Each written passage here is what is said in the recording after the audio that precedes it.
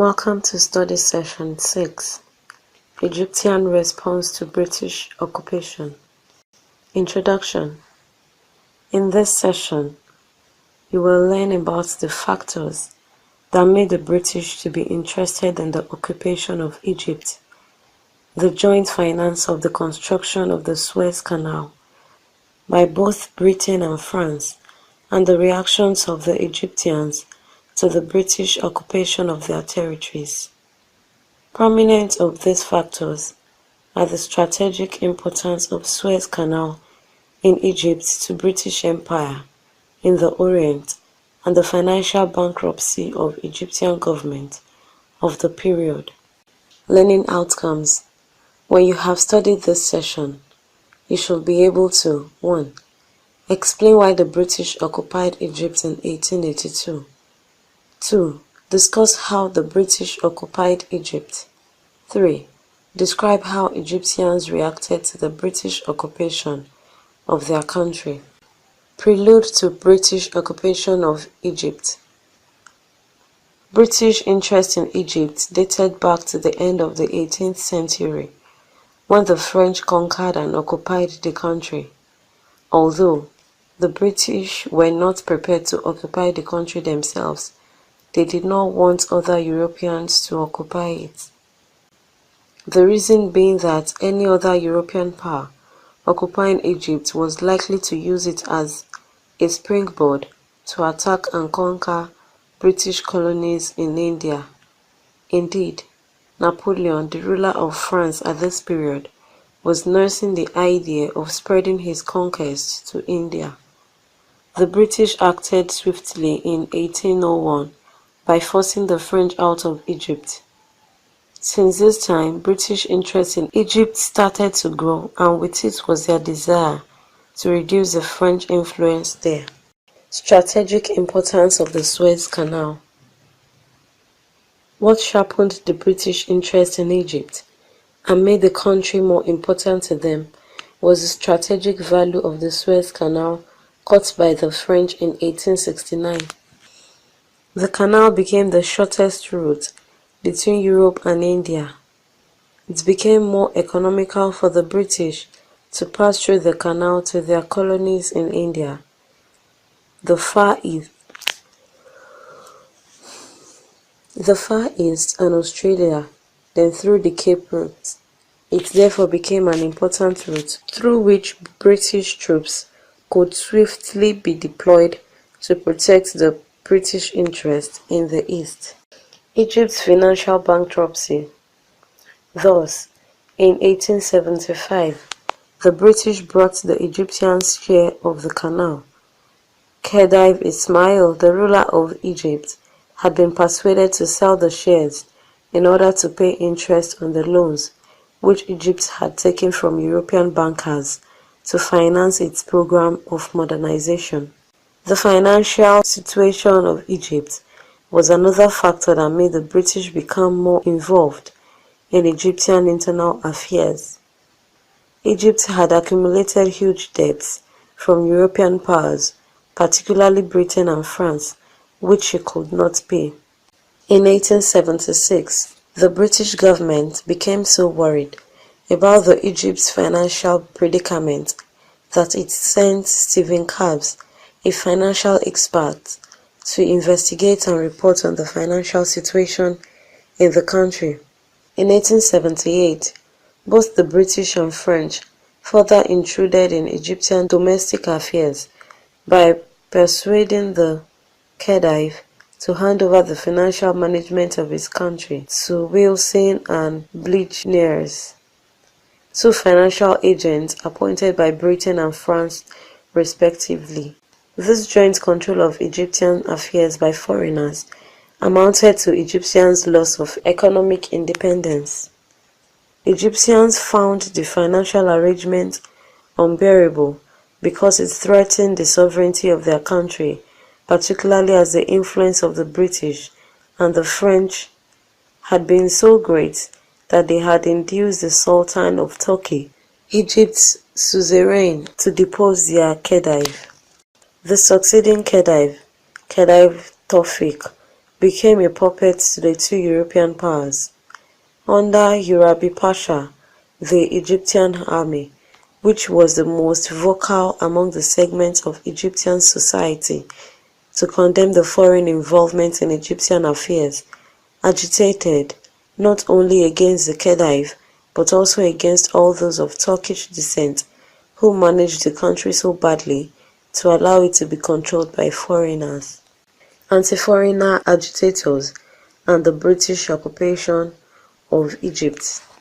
By 1882, anti-Khedival and anti-foreigners agitation in Egypt had been so great that the Khedive allowed the nationalist agitators to form government.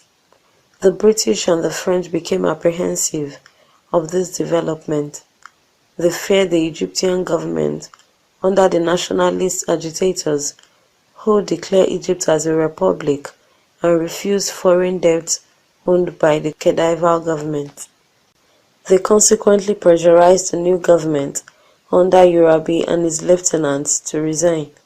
The resignation was greeted by demonstrations against foreigners in Egypt. In 1882, an anti-foreign riot broke out at the port of Alexandria, leading to the death of 50 Europeans. This incident presented an excellent opportunity for the British to take over control of the country. At first, the British did not want to occupy the country alone, since the French interests there were also great. They approached the French for a joint military action, but the latter hesitated. Consequently, on July 1882, the British bombarded Alexandria, and 3 months after, British forces defeated the Egyptian capital and it was captured. Egyptian reactions to the British occupation. The people of Egypt did not like the occupation of their country by the British. Indeed, they saw no justification for the occupation because the nationalist agitators led by Urabi Pasha had before the British attack given Britain and France assurance that Egypt would pay its foreign debts. Consequently, they regarded the British action as outrageous. Initially, Egyptians felt that the British occupation of their country was for a short period. This was because the British government had declared that it would withdraw Egypt as soon as the Egyptian finances were put right and stable and efficient government was established in the country. However, the British government did not fulfill its promise. Instead, it proceeded to declare Egypt as a British protectorate in 1914. British administration in Egypt. Between 1882 and 1914, the British engaged in a number of activities which annoyed Egyptians.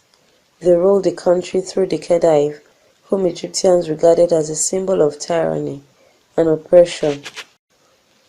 The British relied on people of Turkish, Armenian, and Caucasian descent who despised proper Egyptians in their administration. The Deng Xiaoyi incident in 1906 lent credence to British tyranny. Background to nationalism and nationalist movement in Egypt. All these aforementioned actions elicited deep hatred for the British by Egyptians. However, unlike other instances of African response to European invasion, which will be cited in the course of our study, the Egyptians' response to the British occupation of their country in 1882 and subsequent anti-Egyptian activities was constitutional.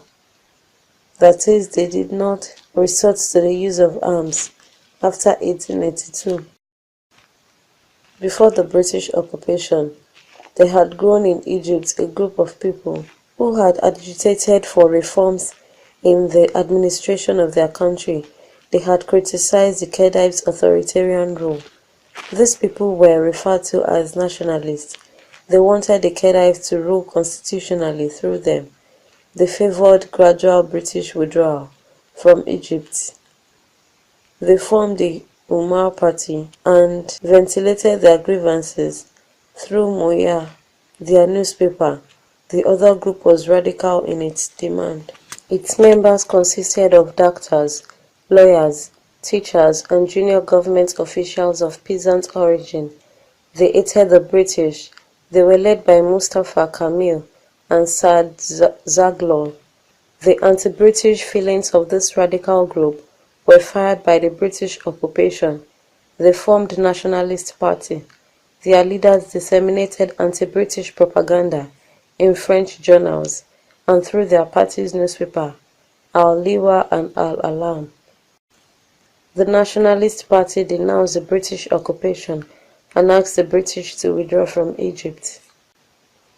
British Declaration of Protectorate over Egypt and Egyptian reactions. By 1914, when the British declared protectorate over Egypt, Egyptians had been filled with intense spirit of nationalism through the propaganda of the nationalists.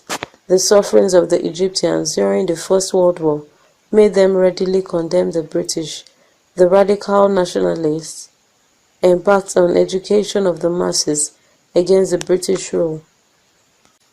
After the war, Zaghloul led a delegation of Egyptians to the British High Commissioner to make claims for Egyptian representation at the Paris Peace Conference.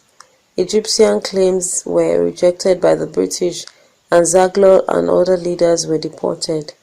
Their deportation led to demonstration by school children and peasants. Riots broke out in Egyptian towns between 1920 and 1921, and the British were forced to grant limited self-government to Egypt in 1922. Summary: in this study session, you have learned that strategic importance of Suez Canal to the British and the financial bankruptcy of Egypt precipitated British occupation of Egypt. Egyptians resented the British occupation of their country through a constitutional approach. Egyptians formed nationalist parties and ventilated their grievances through newspaper. In reaction to the declaration of protectorate over Egypt, they demanded for independence of their country. The British government granted Egypt a limited self-government in 1922. End of study session 6. Thanks for listening.